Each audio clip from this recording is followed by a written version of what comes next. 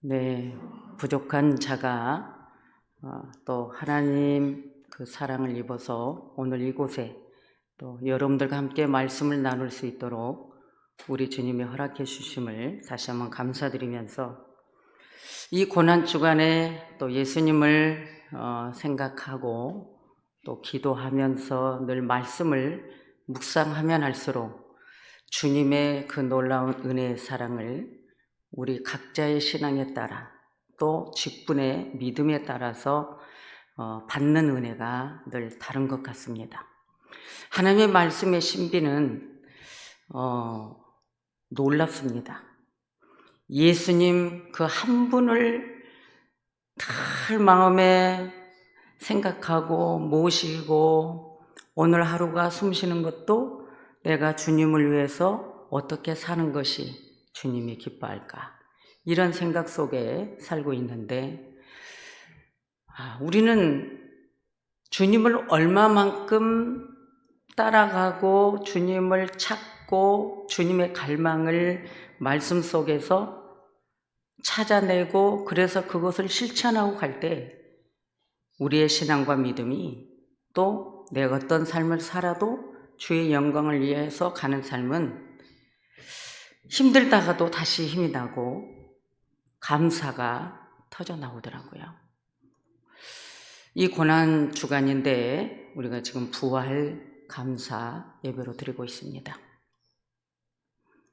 이사야 선지자가 메시아에 대해서 정확하게 광범위하게 말씀을 던지고 예언한 부분이 이사야 53장 1절에서부터 있습니다. 그런데 이사야 선지자는 초림으로 오실 메시아에 대해서 하나님의 감동, 하나님이 영감을 주셔서 그대로 예언을 던지는데 만군의 여호와 그분의 본체가 이 땅에 초림으로 오시는 그 광경이 호화로운 것도 아니요 너무나도 연약한 그 메시지로 이사야가 선포를 합니다. 유대인들은 메시아가 이 땅에 오심에 대해서 예언을 할 때 어떤 군사력이나 정치력이나 어떤 권력의 정신으로 오는 것에 대해서 말씀하지 않고 여호와의 팔이 또 하나님이 너희들에게 전달한 이 부분에 누구에게 나타났으며 누구에게 전했으며 그리고 그분의 오심은 그분의 발은 연한 싹가고 마른 땅에 나오는 줄기 같다라고 먼저 서두에서 초림 예수님에 관한 부분을 예언을 합니다. 이스라엘은 오직 이 유괴 소리만으로만 듣기 때문에 이사야 선지자의 그 메시아 오심에 대해서 이해를 못합니다. 무슨 메시아가, 만군의 여호와가 연한 싹이라고? 연한 순이라고? 그 가느다란 줄기라고? 말도 안 된다는 것이죠. 그런데 이사야 선지자의 그 예언은 결국 초림으로 오신 그 예수님 그대로 성취가 되었습니다. 오늘을 저는 이 본문을 통해서 제자들은 이제 예수님은 십자가에서 사형을 당하셨습니다. 그런데 이때는 사내들인 공회 최고로 무서워했습니다. 너희들이 그리스도를 따라간다면, 복음을 따라간다면 결국은 출교도 당하지만 생존권까지 다 잃어버립니다. 그러니까 이 예수님의 이 제자들은 예수님이 갈보리 십자가에서 죽으셨는데 문을 닫고 두려워 떨고 있었다라고 오늘 이 본문에서 말씀합니다. 그런데 주님은 안식 후 첫날 오늘 이곳에 방문하는 것은 부활하셔서 5번째 만나주신 이 장면이거든요.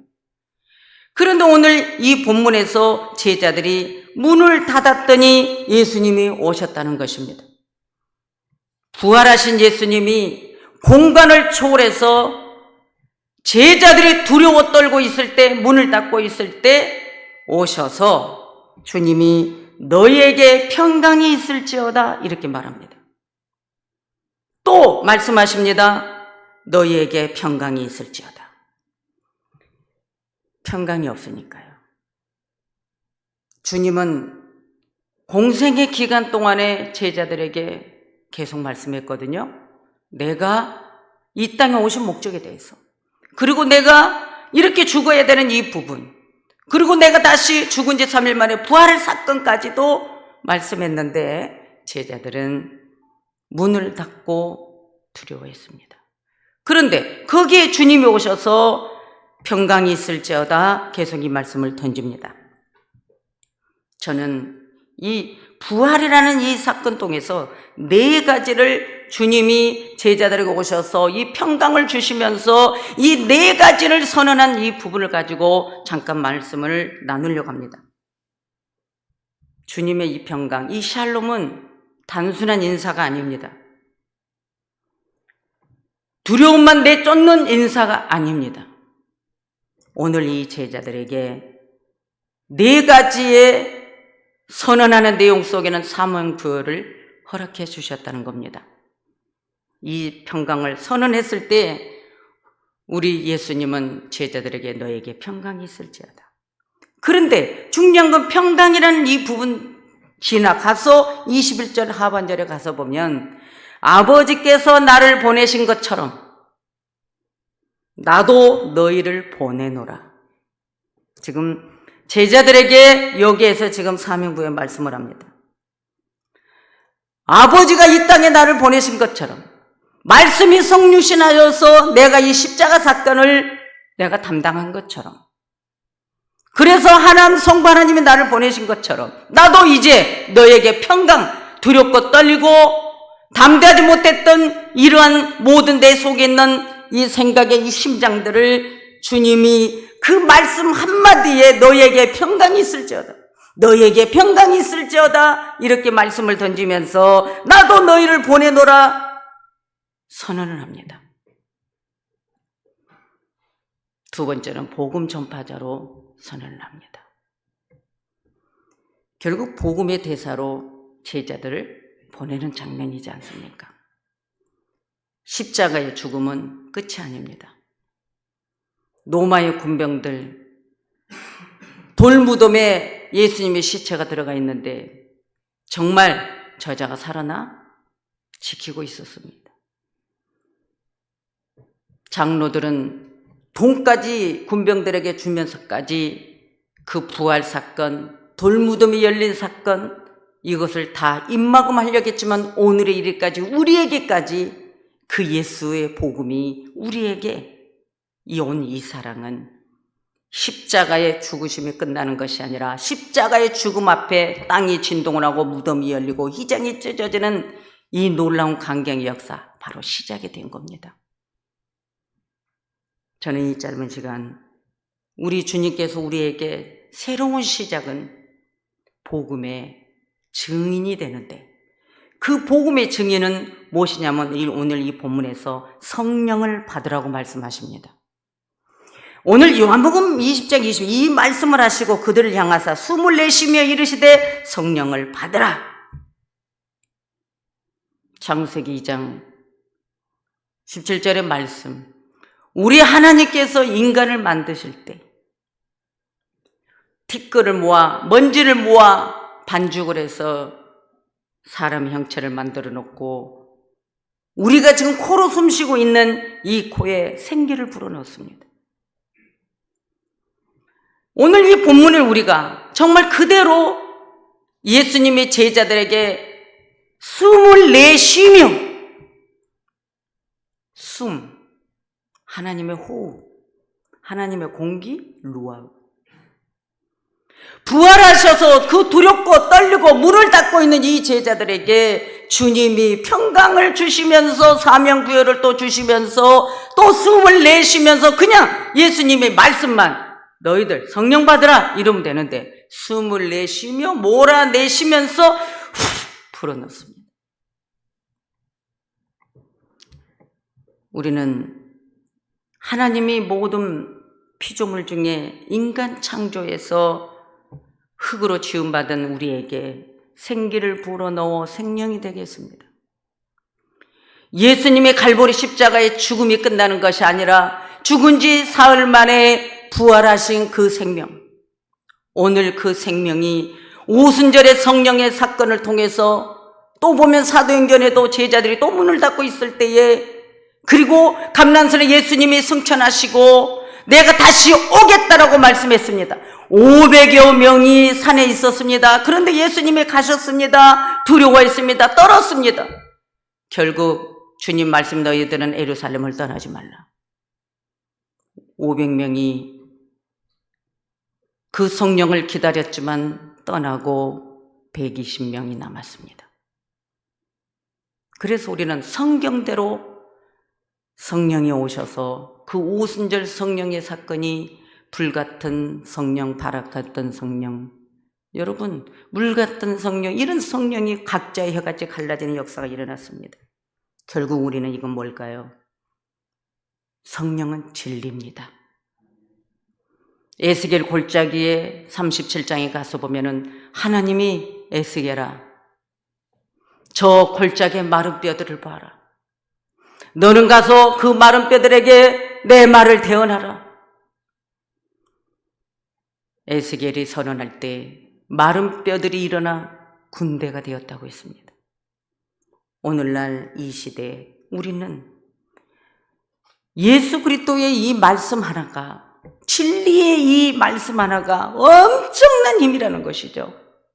사망을 생명으로 옮겨놓는 이 놀라운 능력을 오늘 우리에게 마지막 주님이 이 장소에서 주신 사명이 뭘까요? 너희가 네 죄든 사하면 사해질 것이다.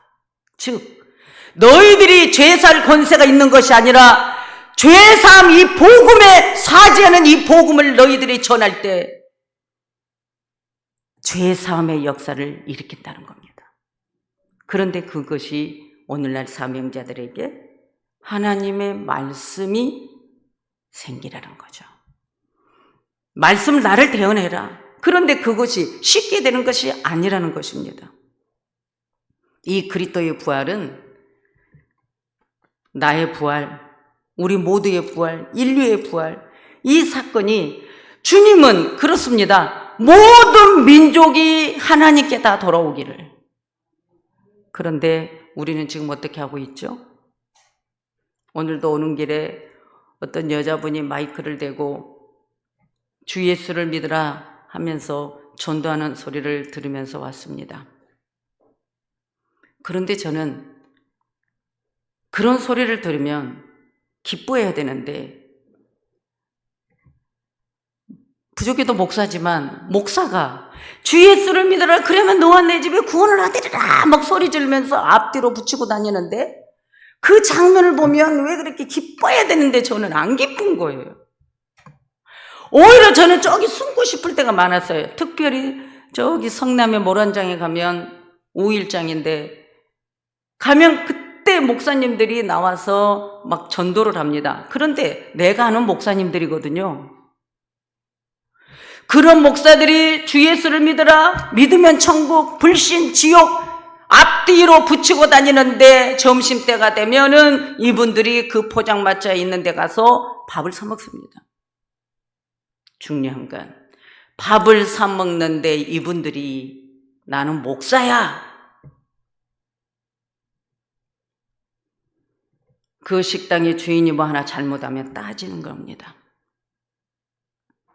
그러면서 우리는 목사라는 타이틀을 가지고 예수 하면 권세가 나오는 줄 알지만은 천만의 말씀이잖아요.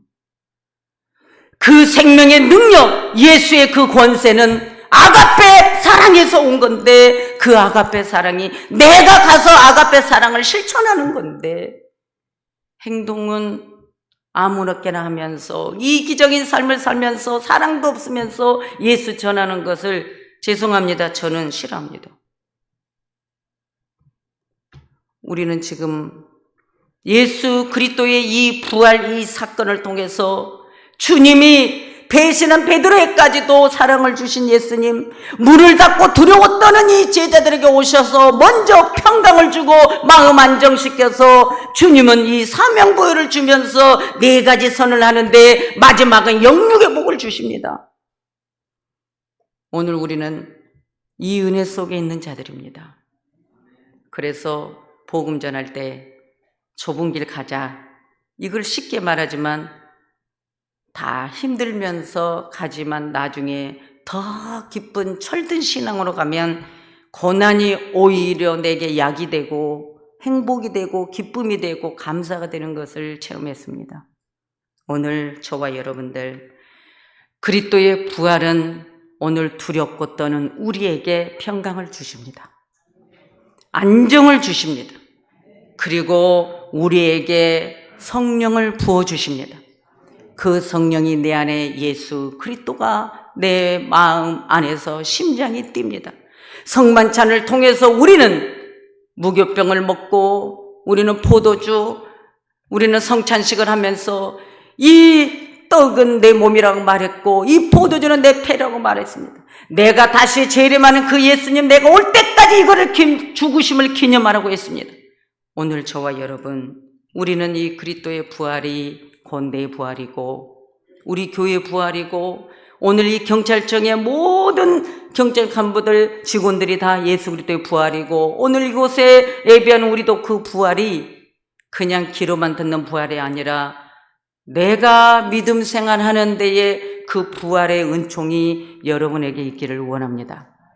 오늘 우리는 가는 길에 어떤 삶이 있어도 평강을 선언하신 예수님 앞에 우리는 늘 기뻐하고 감사하면서 그 부활 안에 우리가 있기를 원합니다. 예수 그리스도의 그 소망이 우리가 지구촌 땅끝까지 복음을 전하는 그런 사명이 기쁨과 감사에서 예수 권세가 나가는 여러분들 되시기 바랍니다.